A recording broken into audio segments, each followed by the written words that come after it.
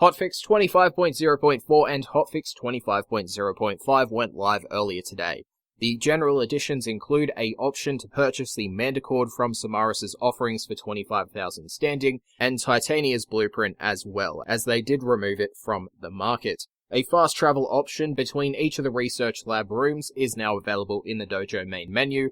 They reduced the rare resource drop chance from 50% to 7% from amalgam enemies and lab amalgams. They removed the amalgam Alkanos armor and gave it a slight health boost. Terminal velocity can now be used on the Foreman. They have removed the self-damage from the Cyanex and returned the Ferrex's primary fire damage back to its previous value of 350. They changed the initial Gas City defense starting tile to improve enemy spawn flow. The Vapos Aquila is now excluded from the Simulacrum. They have made improvements towards AI pathfinding and spawning in the Gas City defense tile set, significantly reduced the radial blur from Mace's Peacemaker. They have aligned the Foreman's autofire mode effect to better align with the muzzle. The text for landing craft has been updated to Orbiter, and the text for interior has been updated to Orbiter appearance. They also remove the sound from when the motor setup mod is activated. Now for Wisp, her Soul Gate's damage has been increased to 1500. They increased the ability cast to be 30% faster, and restored its ability to penetrate enemies. Wisp will now apply the stronger reservoir value if another Wisp casts the same reservoir but stronger.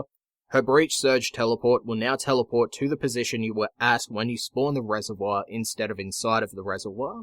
They tweaked the effects flare for the Soulgate ability to not occlude your view as much. Multiple tweaks were made to her cloth physics to fix Signdana deformation and reduce cloth wildness. They have updated the in-game description for the Soulgate ability to provide greater clarity on enemy weakness versus continuous attack. They fixed Wisp becoming unable to move if casting Will-O-Wisp in the Simulacrum and accessing the arsenal before it ends. The inability to damage Eximus enemies with Soulgate in Sanctuary Onslaught. Will-O-Wisp causing a hitch if she is wearing her alternate helmet. Wisp missing her bullet jump effect trail. And a script error when casting her Soulgate ability. For the Disruption game mode, they made changes to the Demolist marker, so they increased the initial range of the attack marker to 30 meters, and the attack marker range increases to 100 meters when a Demolist is looked at by a nearby player. They added a new flashing effect for the 4 marker colors to replace the default yellow flash effect. They moved the extraction timer UI offset below everything else to make it more visible. They removed the placeholder from the mission timeout started text, and made the pop-up message Sage Red and last for 5 seconds instead of 3 to improve visibility. They fixed the in-world markers for active conduits not showing up outside of the tile they spawned in. The Aero Agility mod being in Disruption Rotation A when it should be in Rotation C, and Aero Periphery being in Disruption Rotation C instead of Rotation A. For the Rope List, you can now access the in-game chat when being held by the enemy.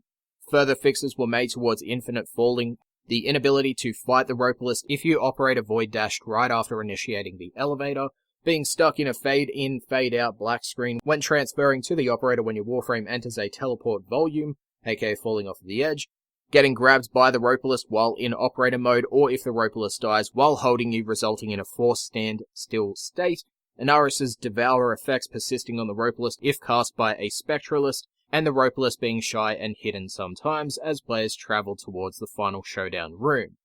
Now in Hotfix 25.0.5, Operation Hostile Merger Endurance score stats can now be displayed in your player and clan profile stat screen. They made further fixes towards your Warframe teleporting to the last operator position when falling out of the map during the Rope List fight, which resulted once again in that fade-in, fade-out black screen. As for the overall fixes between each of the hotfixes, they fixed a crash when transitioning from the Valisor plane to Fortuna or Cetus. They fixed Rivens that are capable of hitting negative damage via critical multipliers that resulted in instant killing enemies that have innate damage resistance. They will now properly take 0 damage from a negative critical multiplier weapon, the same way regular enemies do. They also fixed Kavat's Grayscale Kick, Anti-Grav Array, and Automatic not actually dropping from Amalgam enemies, the Torrid and Pox not dealing radial damage over time when its projectile lands on the ground or otherwise not on the enemy, Necros' Shadows of Amalgam Machinists creating Ospreys that are friendly and break progression in the Gas City defense missions. The Ospreys spawned by the Machinist Shadows will now be tracked properly as shadows. They fixed join-in progression spawn times being very long if the in-mission player is riding a domestic drone, an issue with a Fullman silencer not properly attaching to the player's hands when exiting submersible archwing if the weapon was previously in alt-fire mode, zoom multiplier issues with the Fullman, fixes were made towards the domestic drone not moving to another location if it comes stuck, Kavats being stuck in their idle animation, mods that come from the Syndicate offerings not showing the Syndicate as a drop source in the Codex, drop alignment in one of the Amalgam labs in the Gas City tile set, collision on some walls when players could get stuck on door frames and other annoying trims in the Gas City tile set, some spots where AI would deploy Vapos shields in unhelpful locations in the Gas City tile set, the mini-map displaying a square outline in the Gas City tile set, Detron and the Maradetron projectile firing incorrectly when in glaive and the gun mode, Mag's helmet's energy color persisting as default, emissives on the Titania Mab helmet,